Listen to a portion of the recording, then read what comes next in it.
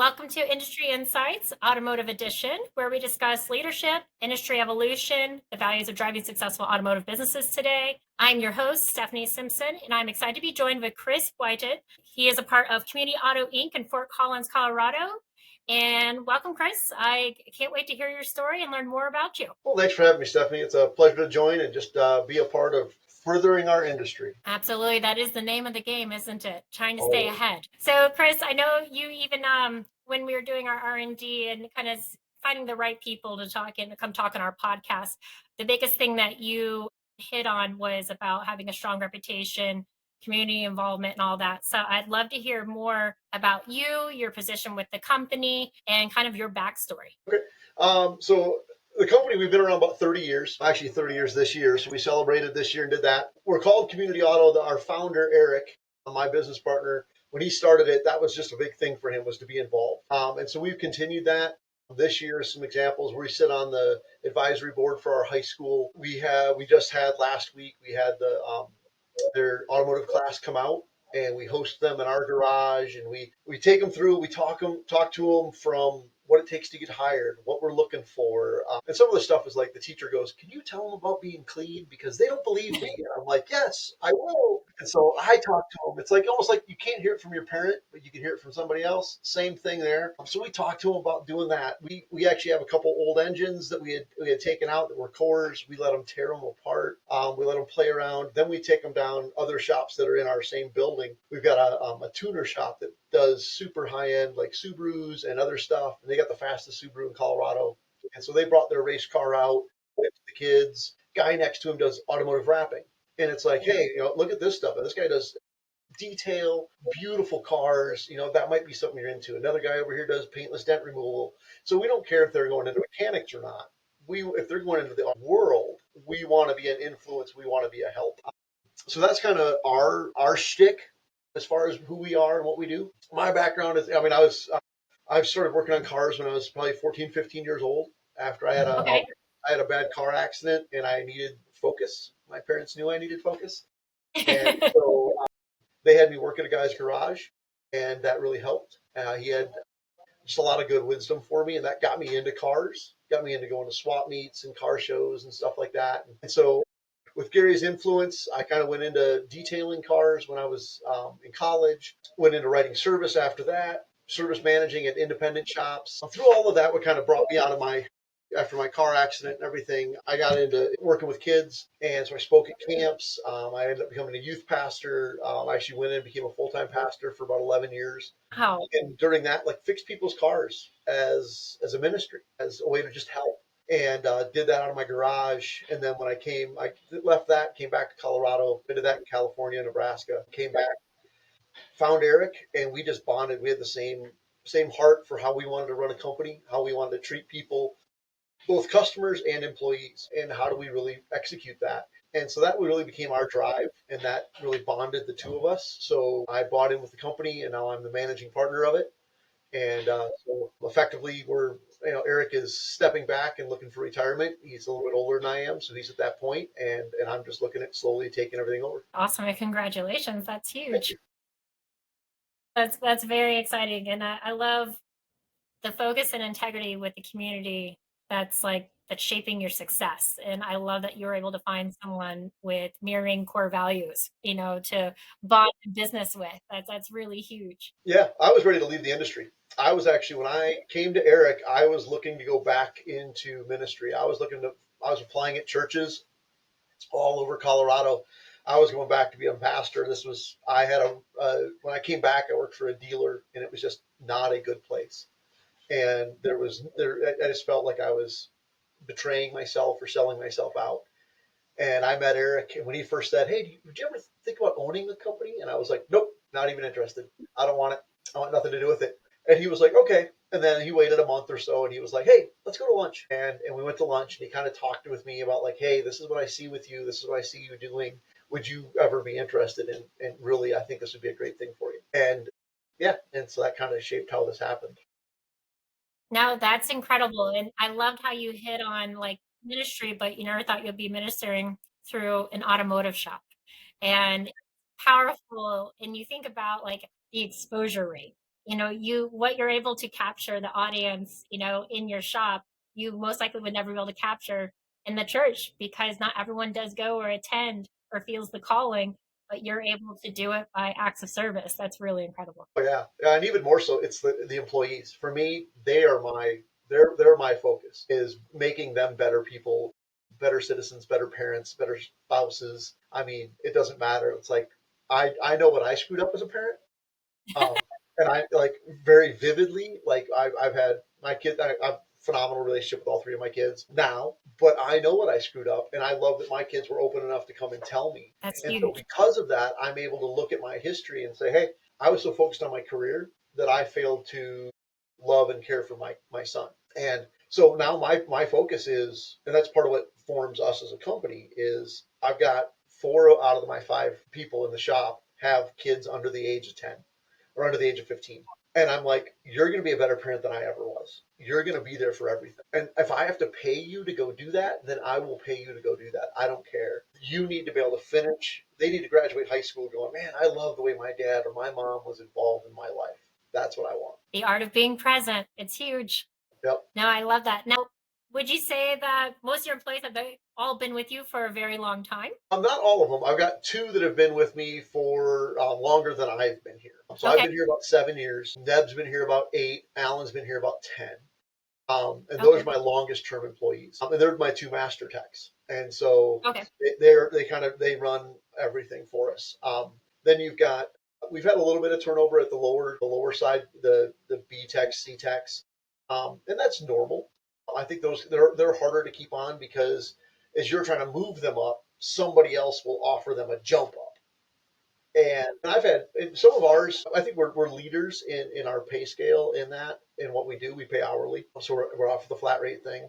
But we build a full integrated package. So we offer 100% paid health care. We offer the week of Christmas off paid, and it's not your vacation. It's just the company That's covers awesome. it for family.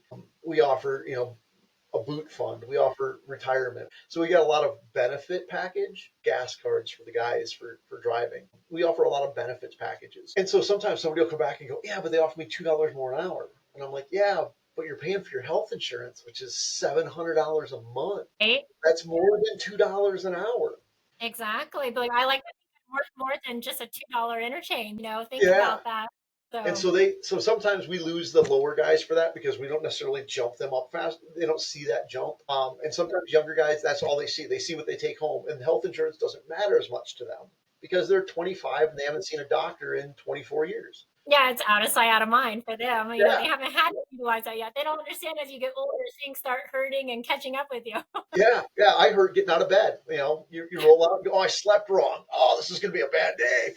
And I get that now. And so that's why, but we do keep everybody else we keep guys long term. Like I said, That's good. so the majority, we're a smaller shop. We've got 7 total bays plus an alignment rack.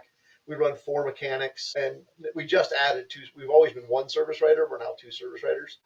And so everybody stays for a long time. A lot of the people that do leave us are either A, they're young and they leave, or B, they move. Our last couple of employees have been like, hey, I'm moving to Texas, or one of them now lives on the road with her husband, and it's awesome. I'm so proud of Wow. her, watching her do it.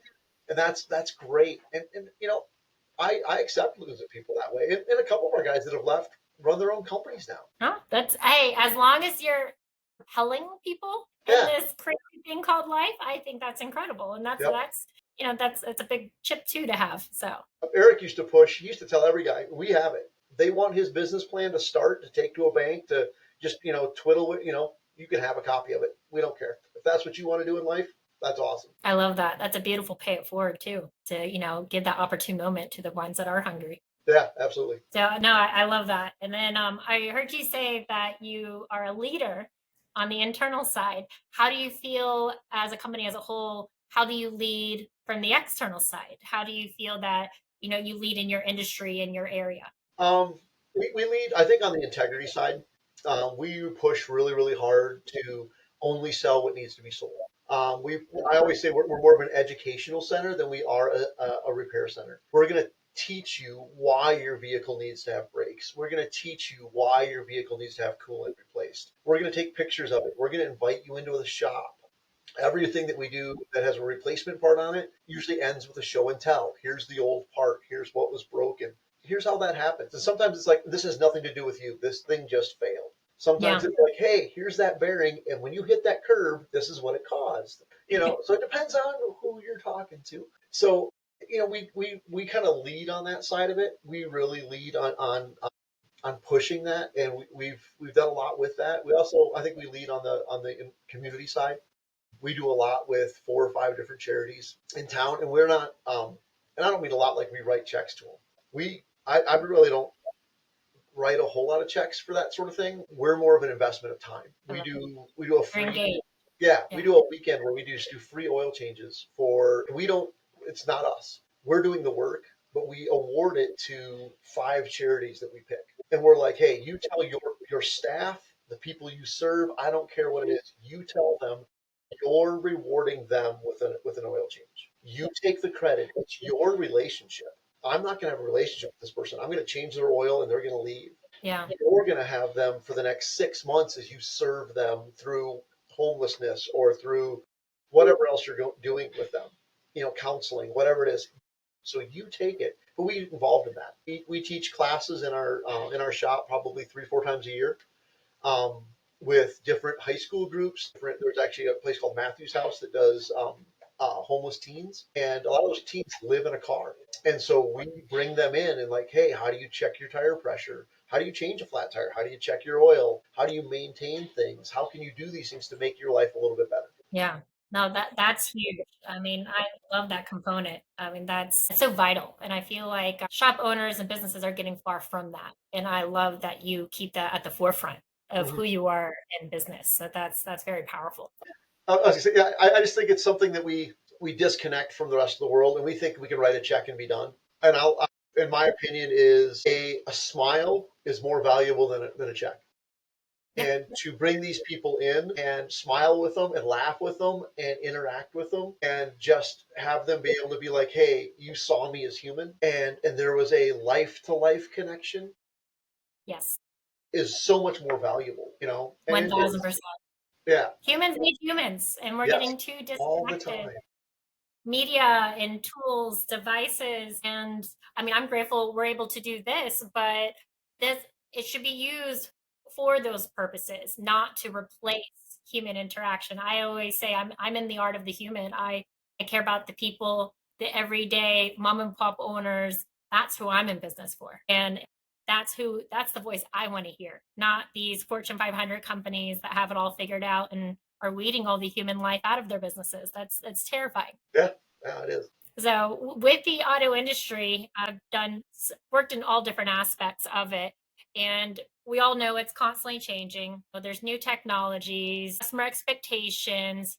With your extensive background, I'd love to hear your perspective on these trends and how do you see it affecting you, or how do you see it in the future empowering your business as you continue to grow? So I think a lot of the technology is fantastic. It's not like it's a new technology, but even texting. And I think Yeah, a lot of companies miss out on the simpleness of, we text every one of our customers 3 times a day. that's great. And so what I don't have is, I don't, my phone will sit here, and I probably should silence it, but my phone probably won't ring the entire time we sit here. And unless it's a customer calling to approve work, or, an appointment being set, they're texted in the morning. You're number 3 in the queue. You're number 2 in the queue. Your vehicle's in the shop. That's nice. They're Yeah, texted again it's like between 10 and 11. The next one's between 1 and 2. Hey, you're in the shop. Or sometimes they're texted an additional time, like, hey, we just pulled yours in the shop, just so you know. And so they're just kind of kept up along the way. And that's then nice. when their vehicle's diagnosed, we send everything out in a digital inspection. So it's got pictures, it's got explanations. We put estimates on it. We're like, hey, what? I'm not going to hide the estimate from you. I've had a lot of places, coaching things that I've talked to, they're like, oh, never send your estimate. And I'm like, no, always send your estimate.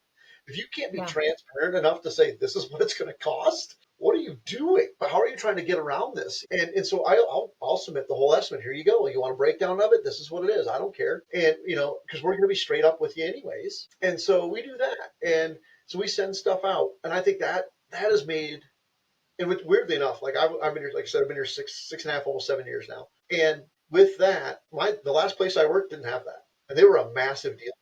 And I'm like, how are you not using DVIs? I know the guys that are there still, they still aren't using digital vehicle inspections. Yeah, it's crazy. How are you not using this? This technology is fantastic. Even AI. AI is, and I'm not a big guy on AI yet. I'm learning it, but Yeah. I'm learning to take AI and mesh it with my database to search things like, a Toyota RAV4 with, such and such a code. And it'll pull up every vehicle that's in my database that has the wording in it. And it's doing it for me rather than me going through. And so we're kind of learning that. It helps with taking the emotion out. You Yes. know, and I always say, you respond to a bad review, take the emotion out. Let the AI, and I will never like type it in, copy it, paste it. I read it, I rewrite it so it sounds like I wrote it. But it helps me read it and go, okay, that's appropriate. Now, I will also more than happily admit, and I think it's hilarious. You want a good time? Type in the bad review, say respond to this with sarcasm. Yes. AI will respond to sarcasm. Hostility out of it. Yes, every now and then we take that out and we'll read that at a company meeting, like, hey, this customer gave us a review and this should be our response. And we'll read that. And it's just it makes you laugh, it brings it down, but it helps. It Yes. helps with new people. Our newest service writer, she's phenomenal with customers. One some of the best customer interaction I've ever seen. She's just got such great skills. She was a manager at Walmart. And I'm like, if you could manage at Walmart, you could probably handle any customer. Yeah. She worked at the service counter at Walmart. I'm like, yeah, no problem. No customer's going to bother you. But she doesn't know auto. Well, she can use AI to say, explain to me how this works. And so she's using it for training to read I through it and like to that. understand it. I think these are things that we can't just be like, oh no, no, it's not gonna ever replace her, but it It's will make learning her how to better. use it and power the tool. Yes, yeah, yeah. Don't be afraid of it because you think, oh no, that's something. No, it's not. That is never. This is an industry that I don't care how good you get. Robotics and AI are never going to replace this industry. You just can't. I You just agree. yeah. It's important to evolve with it, though. I feel like Yes. anything else, we are in the AI boom. It's coming. So either embrace it, make it work for you while you empower yourself in your business, or you might miss the bandwagon and then you might be late to the game for that because others are going to be adopting. And I love that I didn't know anything about the automotive industry 3, 4 years ago before I got into it. But I learned because I went through AI and then getting my hands dirty, getting in those shops, learning applications, learning the steps, learning, understanding from the professionals. I think it's so important for that. But with the AI thing, yeah, I've also gone through the reviews and I'm like, okay, make this less spicy. And it will. I'm like pink poofy clouds and unicorns. It's like, okay. So You can definitely go the helps. other way. You can type in all the information like this customer brought it in and this is what they said and this was the truth of it and this so you can kind of give it all the information and then you can tell it give it um, a not an honest and tough response. And those are Yeah. actually really funny to read. You don't ever want to post them, but those are very funny to read. That's so funny. No, I love that it's coming into your culture in the business. How do you feel just from now and what you've done in 7, 8 years with this company? How do you see it shaping in the next 3 years for your team and your community? I think it's gonna. Some of this is. I think it's gonna. And we'll see where it goes. If it goes where I think it's gonna go, I think it's gonna be really more on the consumer side. It's gonna be more. We're gonna start seeing more integrations into the DVI, so that you've got like a almost an explanation in there, or a link in there where they can go and read more. They're gonna become more and more and more informed. And that's what I want. The more informed my customer is, the easier it is to sell. If I could tell you you need a coolant flush and you already understand that pH and freezing point and boiling point, all this stuff, if you understand that, I don't have to explain it. You just go, oh yeah, my pH is low, let's get it done. What it makes my job so much easier. And I think you're also going to see a little bit in the AI and even the VR side. I think the VR and the AI side will be more in the shop. Yes. Toyota has an entire VR training. Wow. And the guy that helped develop it is actually local to us. And I've talked to him. He said he's going to try to bring back buy one of the headsets. He's going to let us play with it for a week. Okay. And we're looking to integrate that into the high school. Okay. Yeah, that's going right into my next question. I was going to say, how have like industry certifications and training, like the ASC, AMI, and specialty classes, like shaped your team's expertise and confidence? And how do you feel like that might change with technology in the future? Well, I So think you're there going to you see it go. in the virtual reality. Like right now, one of my guys, we just did a hybrid training. And it's so funny when we started doing this, even when 7 years ago when I came back to this, we're replacing batteries. And I've got the big thick gloves on, and the battery says "Do not touch, could cause death." And you're like, and all my texts are like, "We don't want to do it. We don't want to do it." And I'm like, all right, well, well, I'm older. My kids are raised. I'll do it. And if I die, hey, whatever. And I'm Yeah. pulling these things out. And now we're going to these classes, and the guys are like, as long as you're not touching this and this, no, it doesn't matter. Drive it wherever you want, pull it out, be safe, don't drop it, be secure. So we're seeing them learn. So that technology is really, it's becoming such a secondhand thing. Yes. I think a lot of the people in this industry were afraid of hybrids and full electric 10 years ago. Yes. 5 years ago, we were afraid of it. We're not afraid of it. At one, I don't think it's ever going to take us over. There's too many problems to ever have full electric everything. That's never going to be a reality. But you're going to have some. And hybrid is a phenomenal thing. And I think hybrids are great. And they're not hard to work on, and they're not intimidating. They're not this big scary monster. But I think you're going to see the ability to, and I hope we see the ability to, for some of these guys not to have to fly my guys to Vegas or fly my guys to Maryland is where they're going next year is where the next big training is for them. And we're going to see them be able to be like, hey, we want to do that because in person, again, matters. Yes. Touching it matters. But for some of the other stuff, you're going to see younger guys be able to put on a VR headset and walk through it and see a trainer and be able to talk and get questions answered, but touch things and control things to pull things apart and see like, okay, so that's not so intimidating the first time I do it. I've already seen all of it, not just in a book, but I've actually like told the thing to pull the bolts off, pulled it off, saw the warnings on there. Because that's what they're saying is like one of the nice things on there is you can look at this stuff and you can set the settings so it warns you Yeah. as they're doing because I know the Toyota one you can turn on an entire motor. It tells Wow. you like if Like reconditioning the muscle memory, like getting you yeah, kind of ready for you it. just So hold it's your not, hands out and you kind of like push towards it and you select your wrench but it tells you like you can have it like the next line on there telling you what to do. I wondered about the interesting. whole VR glasses thing, like the Google glasses and stuff like Yeah. that. Are you going to be able to have your all data next step on your glasses, where you can just go next step and it reads it across, so you don't have to go back to your computer and look? You know, You know it's coming. yeah. Well, when are you going to walk up there and hear your tech like talking to himself, but really what he's doing is talking to his glasses? Yeah. Book setting on Rev. But think about how more efficient your people are going to be. That kind of rolls right into like, what role does continuous education play in staying ahead and maintaining high standards for your technicians and advisors? You just answered it for me because you're like, oh, we're sitting the training here and we're sitting the training here. And now with the VR, it's like, how do you see like the certifications like changing and influencing? Do you think with these new tools, it'll appeal more to the younger generation to get more engaged back into doing car service and that work? Because I hear from a lot of clients that they're having issues finding good people to come work or get excited and get engaged about working on vehicles. See, I'm not sure that's going to. I don't know how it's going to affect certification. I'm not sure it's going to affect certification at all. Yeah. I would love ASE to do it more that way because Hmm. sometimes I think the guy that wrote the ASE test wrote them on the idea of like, I bet you I can mess somebody up. That's just what it feels like. This is meant to defeat me. Yes, yeah, yeah. It's one of those.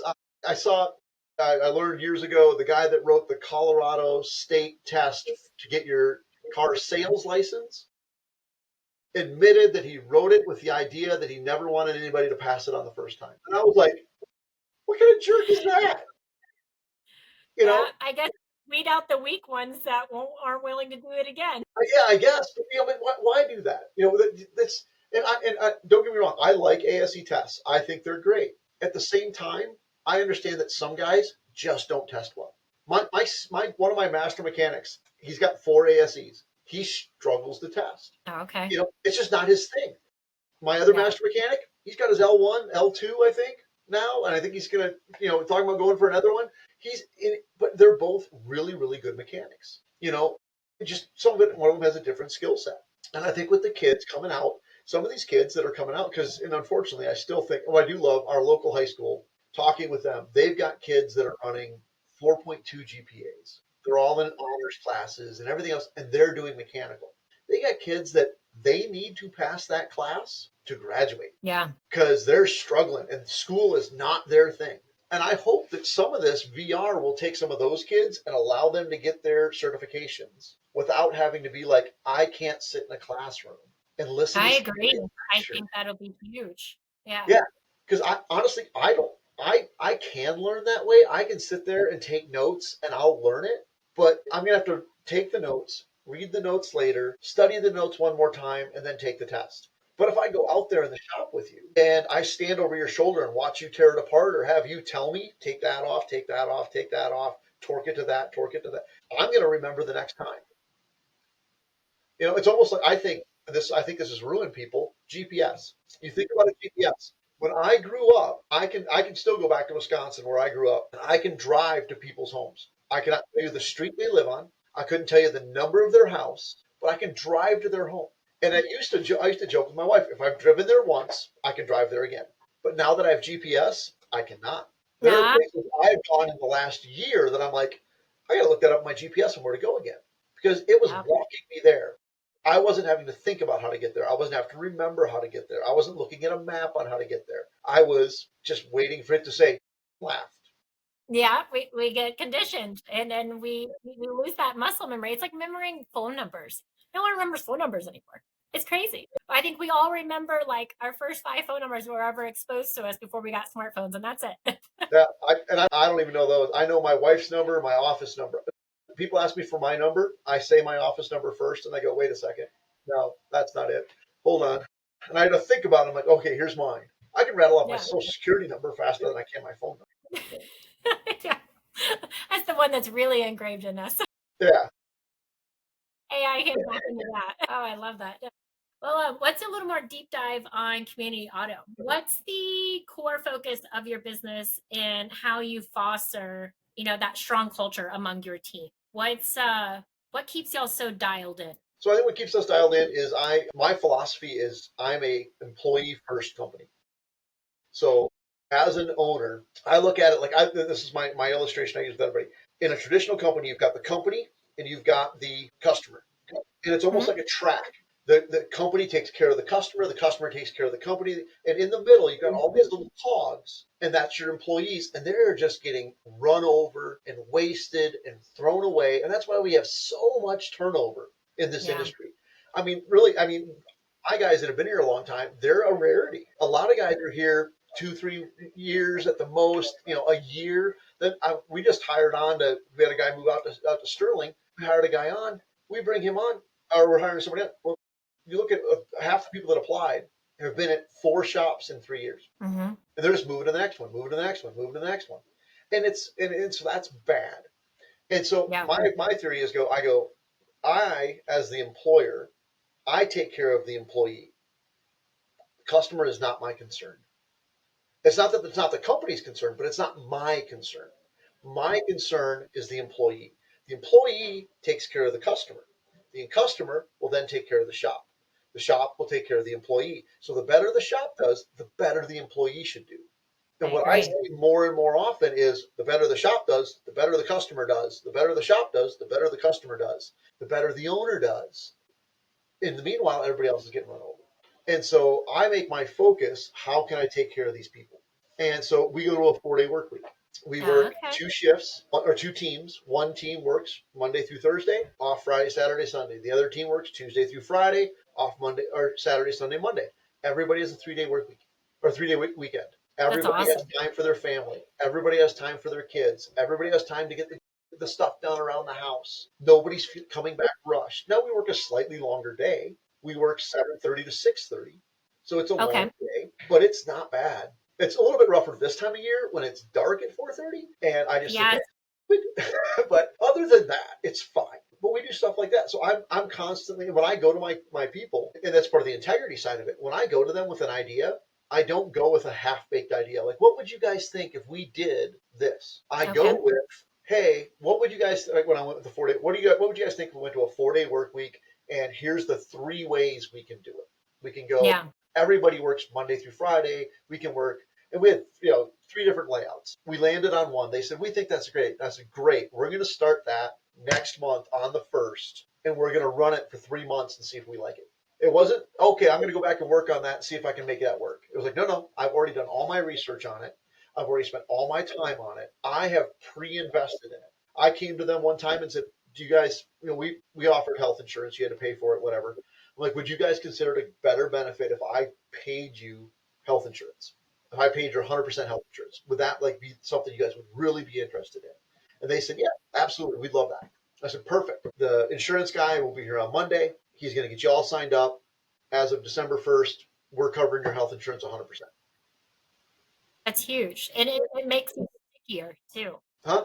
It makes you stickier. So, Yeah. the more you make it feel warming and they're getting quality of life, yeah, they're working an extra 2 hours per day, but the return is so much greater. Yeah. Yeah. Sometimes guys are like, oh man, but it's just so long. I'm like, yeah, you got to realize you work 2 hours a day to get an entire 8 hour day off. Mm-hmm. And they're like, oh yeah, that's true. That makes sense. Yeah. Okay. And really Yeah. they were working 8 to 5 or 8 to 5:30 before. So I'm like, you're only coming in a half an hour early and going home an hour later. It's not that bad. Yeah. And a lot of these shops that I talk to, guys I interview, they're like, oh, I work 8 to 6 now. And I'm like, so I'm asking for an extra hour. And some of them are like, well, I stay after because I got to get work done. I'm like, no. When we close, we close. My guys average 41 Oh, no. hours a week. We don't play around with it. I'm like, I don't want you here. I don't want you here afterwards. If I'm not a good enough manager and if my service writers aren't good enough to manage the expectations of our customers properly, to be able to tell them like, hey, that won't be done today. It's going to be done tomorrow. This is why. And we manage that correctly so that we're not at the end of the day going, man, oh, we got to get that done. No. You need to go home and see your kid. You need to go home and eat dinner with your family, you know? And so I think that's what builds that culture. That's that they know when I say something, I'm not blowing smoke. I'm not pretending. I'm not trying to hype them up. I'm not trying to give them an idea that may or may not happen. No. I've already thought it through. This is something I'm willing to implement when I say it. And No, I hear that's great. more and more from people when they come in an interview. They hear like, oh, my company's promised they're going to cover more of our health insurance. But they've been saying that for 5 years. And so far they cover $100 worth. And it's like, then why are they even saying it? Like, I'd rather you don't say it. Like, if I don't have that, you're setting an expectation. I think that's part of me coming back from being a pastor. When I used to do being a youth pastor, I've done a decent amount of marriages from youth group kids. And when I meet those kids and they get married, I'll do a lot of premarital counseling. And I tell them every time, we're going to lay out every expectation that you have right here, right now. So who's making dinner? Who's doing this? Who's doing that? Who's mowing the lawn? All of these expectations, these might seem trivial, but they're going to matter in 6 months, And so when my new hires, it's always weird. Most technicians expect to be hired, show up the first day, handed a handbook, handed an oil change, and told to get to work. My first day is a day with me. We go in the back, we read the handbook together. I lay out every expectation I have them, no matter how trivial. I expect you to be able to put your uniforms in the dirty clothes, not on the floor. I expect you to be clean. I expect you to shower on a regular. I expect you to wash your hands before you get in a. And they're like, this seems weird. I'm like, yeah, but when I finish, is there anything you don't know? Is there anything you're like, oh, I wonder if he wants me to do that or not? No. And I expect you to give me expectations. Like if you're like, tell me what you're expecting of me, and I'll tell you whether or not, some of them I've had someone go, well, I expect to get a raise every 90 days. And I was like, no, it's not going to happen. It's a bad expectation. That's not how this works, And so we kind of talk it through though. Like, what is your real expectation? What do you really expect? And if we do that, then everybody is fine. And most shops don't do that. Most people leave a shop because either it's a unrealized expectation, which I would argue is an unstated expectation. Like you cannot expect me to whatever. You can't expect me to send you to training every 6 months if when we came into it, I didn't tell you that, and you never asked for it. Exactly. But at the same time, I can hold you responsible for not getting training, because when you're hired, you're told you're expected to do 30 hours of training every year. Now you're paid for it. We pay for that training. We pay you an hourly wage to go take a class. We pay for the class. We pay for the certification. We pay for them to take ASEs. We pay for them to study ASEs. We sign up with NAPA for their classes, and ATI and WTI and all these different organizations. We want them to learn. We want them to grow. So we expect that. And because we expect that, and because we stand behind it, and we never pull back, and I'll tell you, to do the right thing is expensive. And most shop owners and this is my personal opinion, most shop owners I've met are not content where they're at. Because they're not content, every extra dollar they make, they keep, because they think that'll make them more content or happy. I'm extraordinarily content where I'm at. Where I'm not content where Alan's at. He needs to be in a better place in life. I'm not content where Marita's at. She needs to be able to buy her own home here real soon. I'm not content where each one of my employees, I've got something in my mind that goes, that would make their life better. And I'm not content. So if I make another dollar, I'm going to use it for that. Yeah. Because I'm going to invest in them.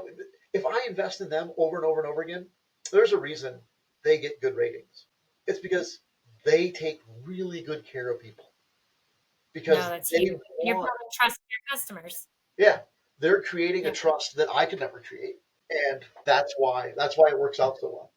And I think that's what makes Community Auto different than most shops that I've talked to. You can tell a lot just from what you're saying, the passion first and foremost, but the foundations that you've laid definitely pay all the contribution to your success. I mean, it's really big pulling that community involvement, even while you're going through ownership transition too. As you said, Eric's taking a step back, you're moving forward. That's big in what you're doing, how you're pivoting. And it seems like you're doing it pretty seamlessly too. Yeah. And it helps that Eric is. I love this. Eric, I always say Eric laid the track. I'm driving the train. That's a good way to put it. And Eric always talks about it. He goes, he felt like he was stuck. He didn't know how to implement some of this stuff. He was like, I didn't know. That's where fresh perspective comes in sometimes, right? Yeah. And it was like, well, he just needed me to come in and go, well, why don't we do this? And he was like, okay. And we did it. And it worked. And it was great. And so we needed that. We needed each other. I needed him, because I don't think I ever would have taken the risk that he took. And I admire every shop owner that comes in and opens a shop from scratch. I mean, you've got more gumption than I do. Yes. I always say I cheated. Yeah. I'm not the guys laying the Trans-Pacific Railroad.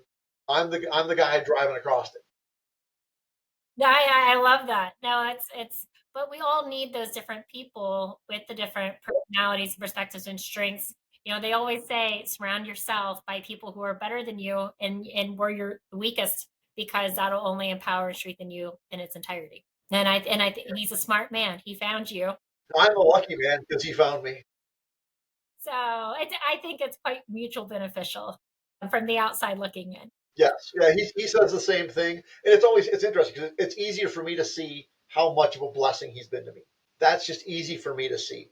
Sometimes, because I hold myself to an extremely high standard, I feel like sometimes I let him down. And it's funny because he tells me, stop it. And that's what I love about him. It's like, you have not let me down. And at the same time, he'll speak the truth to me. He never pulls his punches. And I think that's important in our relationship. And I never pull mine with him. Yeah. And that allows a lot. And like I said, it costs us. All of these changes we've made are profit that we no longer have. And it's like, but how much profit do you need? And maybe it's a different, I think it's a unique perspective, comes from my history, but I just don't need much to be. I mean, my contentment comes from something very different than a house or a car or a boat or anything. None of that matters. What matters to me is, and it happened today. I loved it. I was pulling a car in, and Alan, his wife and daughter, came up to visit him and go to lunch with him. And I pulled the car in. His little daughter spun around, and we laugh right now. She won't say hi to me, but she sees me, she smiles, and she jumps. It's like, but she won't say hi. And so I was making faces at her, and she was making faces at me, and we were laughing. And then his wife says hi, and so good. And so it's like that mattered. He went to lunch with his daughter. He had to spend time with his family. Our kids are around each other. Well, his kids and my grandkids are about the same age, so they hang out and stuff like that. Like I look at that and I get pictures from them of like he got to go to the Halloween parade that their kids did. Like I never did that as a dad. I was always at work. Hmm. He went to it, and Yeah. and I love seeing the pictures of him with his daughter at this stuff. That's what matters. And so if I can pay him more, so that one thing I don't want him to do is take time off for his family and then feel stressed about how he's going to pay his mortgage at the end of the month. Yeah. You want to be able to provide but be present. Yep, So if you can find that balance, that's huge. And the reward in that is experiences with the people you love. yep. And for my side of it, I get to just watch it, and so I get blessed knowing what's going on, and so I'm just super content. I'm just like I don't need anything else. Like people ask me all the time, do you want to open another shop? No, I don't. Like, I'm good. I want to bless the guys that I have. Yeah. I wouldn't mind being able to be at a point I add another guy or two to another guy to be a blessing to, but I don't need another location. I don't need more income. When I was at Ratchet and Wrench last year and met with a guy, and he was like, "Man, if you found a way to get your guys more efficient, because our guys are definitely way more efficient now that they're on 4-day work weeks, like their motivation to be 110, 120% efficient is like on it." He was like, "Well, then why don't you just go back to a 5-day week and keep them at 120% and you'll get even more?" And I'm like, "Because that's not right for them." And he's like, "Well, have you ever thought about going even to a 6-day work week, add more guys?" And I'm like, "No, because I don't want more of that. I want these guys to be happy. What business is not my joy. You know, blessing is my joy." I love that. No, that's it's huge, and it's so refreshing to hear these values still do exist out there in the abyss Yes. because I feel like we're getting so far from that. And so with that being said, in your team, how are you preparing or staying in front of the trends that are shaping the future of the automotive retail and service market? Like, how do you feel like your team is gearing up and pivoting with the industry trends that are happening as we speak? I'm actually not sure. Because I'm not sure exactly. It depends on what trends. Like some of it is just training. Yep. Some of it is just you got to be honest with yourself of what you need and what you need to be able to change, what you do lack on. Like you talked about surrounding yourself with people that are good at what you're not good at. I Hmm. think that's important. So you're finding yourself bringing on other aspects, like because as technology changes, it's kind of a weird thing. You don't necessarily need to have somebody who's writing your legal documents as much because AI will do a lot of that. But you need people to be managing more of your social side because it's so much bigger than it ever was. Yes, it's And you need to have becoming almost necessary in order to do business. yeah, it's so much more than it ever was. 20 years ago, you ran ads in the newspaper and maybe TV and radio. Yeah, Now it's like, well, the local newsletter. yeah, yeah, you did a blog, Yeah, yeah, and I still find it funny that actually my internet or my uh, marketing guys like you need to have a blog and just so it has things in it and it's on the background of your and I'm like, does anybody read it? And he was like, no. I was like, okay.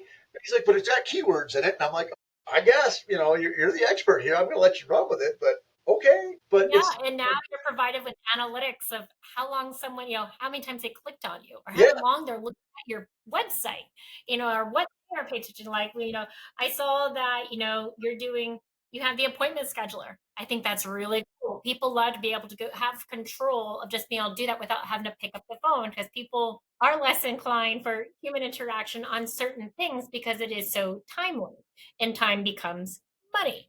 yep, And so that's where, with the trends that we're seeing, and I talk to several shops all over the country, and that's where they're like, that's where they love AI. If AI can be my receptionist, if I can just do the immediate, and then when it becomes like they need a human, boom, chime in that human, or get me scheduled, book up my stuff, because that's the biggest thing too that we're seeing in the industry as of late is things have slowed down. People are not spending as much. Do you feel, or have you felt, that turn of events? Have you felt like it's been slower overall in business this year? yeah, this year has been a really weird year. I've never seen a year that's been so drastically one week so busy, the next week dead, 2 weeks really, really busy, 3 days dead. You're just like, what is going on? Yeah. Yeah, and so that's we have stayed. We're a little behind where we were last year, in all honesty, but we're not dying.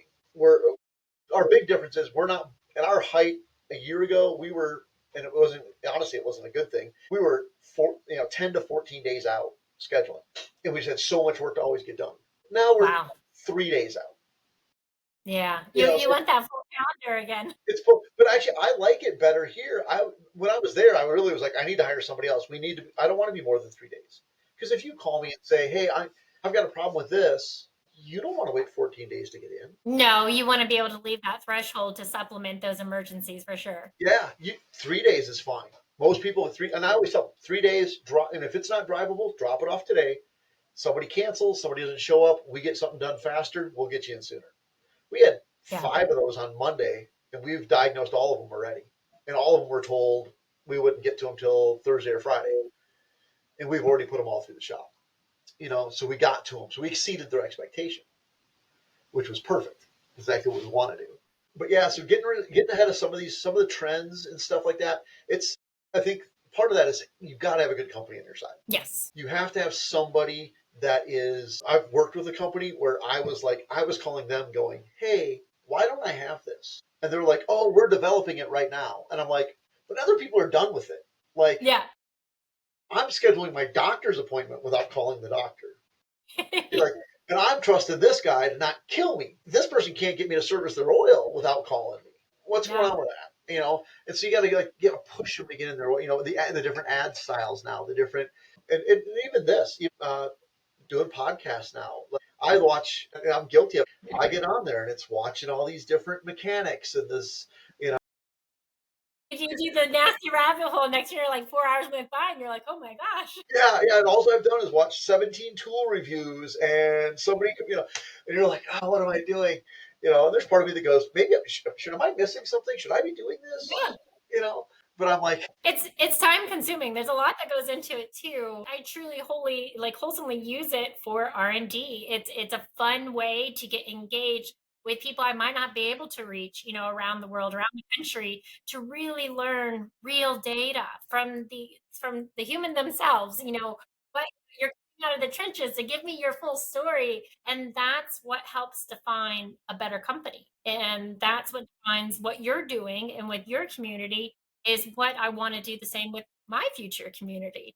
And so by learning from the horse's mouth is it's the best information I can get to learn and educate and be better too. yeah, it's going to be. I'm interested to see what happens in the next 3 to 5 years with It's going to be a leaps. wild ride with everything that's going on. And that's where like we constantly talk in the communities too for the shop owners like yourself, how to create more of a steady flow of business by not only going after the retail but going after the dealership you know part component of the business by driving more traffic that way, maybe closing more deals at the time of transaction, building a better referral program, becoming that topic of mind during that process also can help educate the everyday consumer. I love that everything you always kept saying too was education, education, education. I'm going to educate that client that comes into my shop. And I'm always trying to think like, how can we educate them sooner about, these 40, 50, 60, 70,000 investments that they're purchasing. They're more equipped. Not only do we put them in a very large weapon on the road every day, but if they're not taking care of it and servicing it, what It's a happens? very expensive paperweight. Yeah. Yeah. It will become a lemon. We have a couple of those sitting in our lot right now that are very Oh expensive paperweights. no! Don't let them take up that bay space. That's money. They're not in the bays. We got a fairly large parking lot, so there's a couple that are parked behind. It's because negligent owners, and because they weren't educated. Because Yeah, some of it negligent orders, some of it was bad engineering. There's a Hyundai or two out there that need a motor. Yeah, there are some of those that do come through, and they miss their recall because they didn't check Yes, their yeah. mail. When you pull in with 250,000 miles and go, it's done. Yeah, it is. Yeah. That's so true. That's where technology can play in that too. Like getting a hold of people more with that very important information about what's going on with the vehicle they did invest in. Yeah. So It is very it's good. interesting. Yeah, the 3 to 5 years is gonna be interesting, and I'm hoping we'll get through O, and we're through the O. Now we have the N and the D that we're going through October, November, December. I hope things just keep cycling and people do pay tribute to their local mom and pop shops. They go to people like yourself because you are doing the right thing and they're not nickel and diming you because it's the experience that you're selling. Yeah, yeah.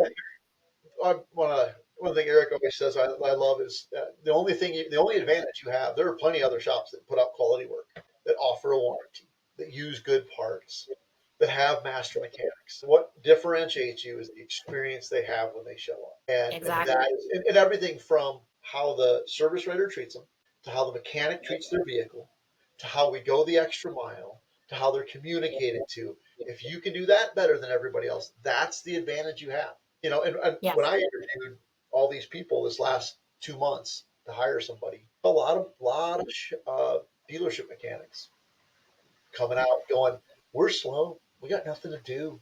You know, we're tired of being treated this way. We're tired of being worked this way. We're tired of." And it's like, yeah, I get it. When Yeah, Ford well, came you're seeing a lot of automotive dealerships, they're doing away with it. They don't want to do the service part anymore, the aftermarket upsell. They rather refer and send you down because they can't manage it anymore. It's crazy what's happening in the well, industry and I for don't even sure. know if they can't manage it. They don't. They're incapable of. Oh man, it almost sounds mean, but they're incapable of caring for their people. When Ford came out and said, "I got 5,000 bays empty," it's because you suck as an employer. I've worked for two different Ford dealers. I've gone through all of the Ford Star training, the whole 9 yards. You people are horrible. Hmm. I don't want to be with you. Yeah. People punch in and punch out for them. They're not a part of the community. They're not part of the business. They're not the lifeblood of the business, nor do they feel that way. Yeah, yeah. So why Yeah. would so it there? Yes, there is a mechanic shortage. Yes, it is. It's harder, but I think it's worse on the dealer side. I think on the I independent agree. side, a lot of the independent guys I talk to, they're like, "Oh yeah, I got guys applying. Oh yeah, I can get people." Because they're going to take care of them better, and that's what Yeah. matters. We're going to have to actually start truly keeping our promises to our employees. Have some integrity. Accountability. Gotta love that. Now that's huge. So, what are some key lessons that you would share with fellow shop owners about building a strong team, fostering trust, and preparing for the future of the industry? The keys are kind of what we talked about. The keys are straightforward. It's like do what you say, pre-work it, don't post-work it. Pre-work it. Be ready to do what you said when you say it. Don't workshop it with the tech or with the employees. You workshop it, present it, you keep it. Strive for them. Look outside yourself. Yes, we get great benefit out of this. Yes, we put in all the investment. We took all the risk. We should get some benefit out of that. And recognize though that the rest of the people, they're why you've been successful. So stop grandstanding or patting yourself on the back and learn to be proud of those around you. Learn to find success outside of here. Outside of, I'm sitting in my office where I spend a lot of my time. I do all of my own bookkeeping and all that fun stuff. And I love that idea. I love numbers and spreadsheets. And I'm a calculations guy. And number You know, guru. I love Excel is my friend. Um, Yeah. and, but the success isn't here. Success isn't in the checkbook. Success is in the people. Success is in the smile. Remember that, and I think remember that you need to, if you want something in the future, you need to invest it in the present. Absolutely. And when I sit on an advisory board with the high school, and I hear a shop owner go, "You don't expect us to bring in one of these kids and lose money on a technician because he's going to be distracted or his efficiency is going to go down because he's trying to have this kid next to him. You don't expect us to do that. That's unreasonable." And I went, "Then why do you expect them to train a technician? Why do you expect that kid to show up at your shop ready to work? If you're not willing to invest in him, why would that's what why don't I have a retirement? Well, have you invested any money? No. Then why do you think you have a retirement? Hmm. You put in no effort, you get no results. And I think Exactly. that's something to look at right now is like, hey, be ready to put your nose down. Be ready to write that check or whether it's your time, whether it's your money, whether it's your profit on the end. It may not you may not write a physical check. You may just take a loss or a decrease in efficiency because you're going to let that teenager. What did we have last year? 27 work studies come through our shop for either one full day. Some of them were a half day, but most were a full day or 2 days at a time. And there was a technician the entire time. Yeah. That kills efficiency. Absolutely. That's every other week. I mean, Yeah. that's a lot. Well, Yeah. we just have them come through 2, 3 a day because they always come at the end of the year. It's really weird. They've got a class that requires them to do a work study. They show up. Mm, We're a half mile away from one of the high schools, and those kids just pop in. Here we go. But I wanted to invest in them, and none of them worked for me. None of them have come back. Um, but you invest in them, they're going to end up somewhere. They're going to need to be in yeah, this industry. We're going to need those kids. You can't expect them to magically just learn this stuff. exactly. And so No, you've got to you're giving invest. them a blessed like milestone at least though. You're giving them a stepping stone, which is Yeah. huge. Yeah, just give them a taste of it. I've had kids come in and they come in for a full day. They spend 4 hours with the technician and they're like, I don't like this. It's loud, it's dirty. And I'm like, well, do you want to spend the rest of the day in the office and see what these guys do? And they're like, Yeah. oh, yeah, yeah, well, let's try that. And they might come in and go, I can do this. Yeah. I can talk to people all day. I can have all this interaction. I could write estimates. There you go. Whole other job. You're shaping a little, you're giving them options that they didn't even know. I didn't know. In high school, I couldn't have told you what a service writer was. Now, and we've gotten so far from teaching kids foundations of what career opportunities are available. Yeah, You don't see workshop anymore, auto or just any of that. How they don't balance a checkbook. How to manage your money. I wish they would bring all these life skill classes back because yeah. it's so important. And it seems like our high school, this is only the second year of our high school having an automotive program. So I they think that's brought it back. phenomenal. I want to do more digging about what schools across the nation are doing that because I love your community outreach. I mean, that is the generations that are getting into the workforce today. It's very scary of what talent or lack thereof or motivation we're seeing in them. And that starts from right where they're coming from, which is their schools.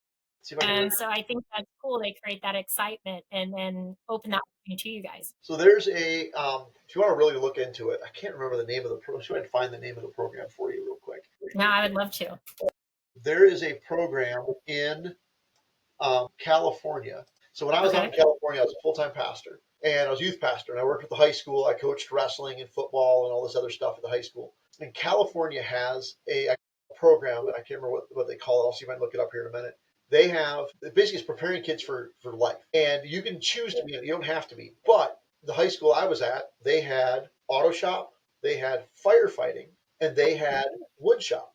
These kids built sheds. They actually built a house in place. They had actually poured a pad, put bolts into it, setting bolts, so they could build the whole house, and then they could actually unbolt it, take it apart in pieces, and then we hauled it off to an Indian reservation and put it together. That's And so these kids could cool. build the whole roof sections, everything. They built everything ready to go.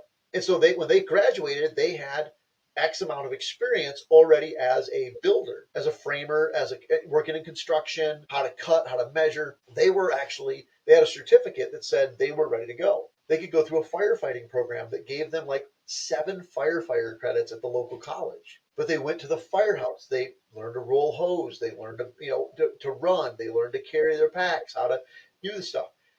One of my students, Emily, so you could do this at our school. So if you were not part of our school, we were Golden Sierra High School.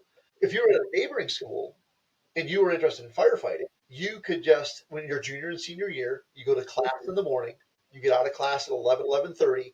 You could drive to our high school and do that program at our high school That's cool. because I your high love school didn't have it. Emily drove down to the neighboring high school. It was so cool. She graduated twice in one day. She graduated with her cosmetology license at 10 o'clock in the morning and walked for her high school graduation that night and already had a job at the local haircutting place as fully licensed, ready to go. That's so cool. Day I after high love, school. yeah, the dual programs are huge. And I really pray they just keep getting bigger because being able to dual enroll and get a jump start is huge because I feel like most kids are stalling right after high school instead of Yeah, leapfrog. yeah. And no, They're so lost. They give these kids. I mean, I watch these kids. These kids that I've been gone from there for 10 plus years, and I look back at these kids, and I see some of them are still in the careers that they started fresh out of high school. They don't, some of them never went to college. They didn't need to go to college for what they were doing. So they just continued on, and there's one of them actually is a friend of mine, Michael, owns his own shop, Mhm. and he's out in California, and we will talk every now and then. And he's got his own shop in California, and but he started in high school Yeah, learning how to do this, and here he that's was, great. and it's like that's so cool that he did that. Emily did that. She was a hairstylist for 10 years, right Yeah, out of high school. But other kids were like 2 years down the road, they're just figuring out, or they graduated high school, they went to cosmetology school. It's a 2 year program. They finished in 2 years. They're 20, just starting to cut hair. Emily's their supervisor because she's already yeah. been there 2 years doing it. Now it's And it was like, huge. that is such a great program.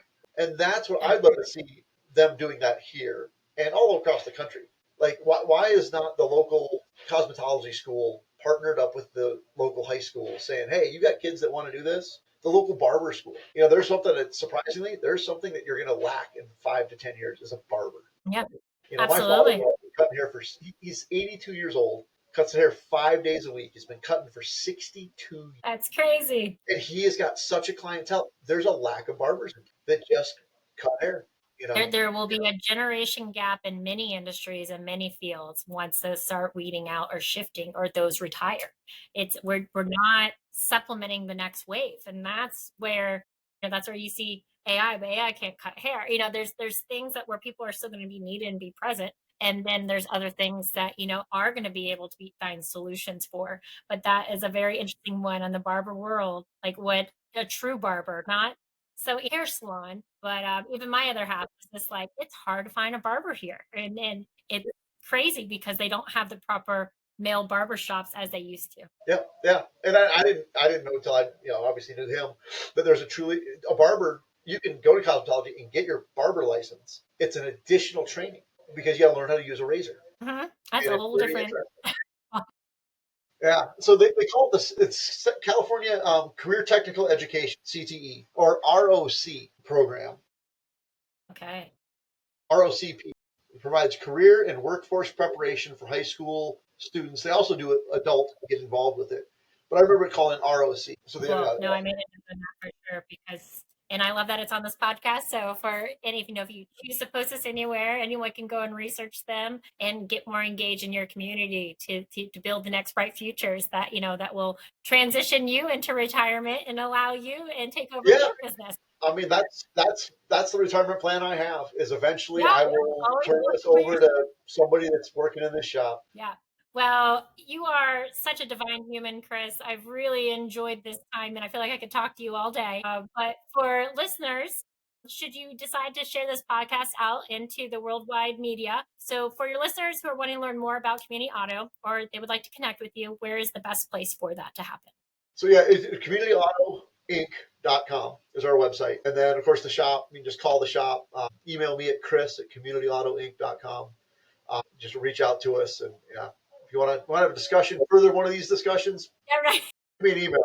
I can talk all day. Absolutely. No, you are divine, and I'm looking forward to connecting you even more as we continue to further our research and studies because your input is so valuable. And I hope anyone that listens to this podcast finds it as insightful as I did. Well, I appreciate your time. Thank you so much for letting me come Thank you on. so much. All right. You have a wonderful day. You too.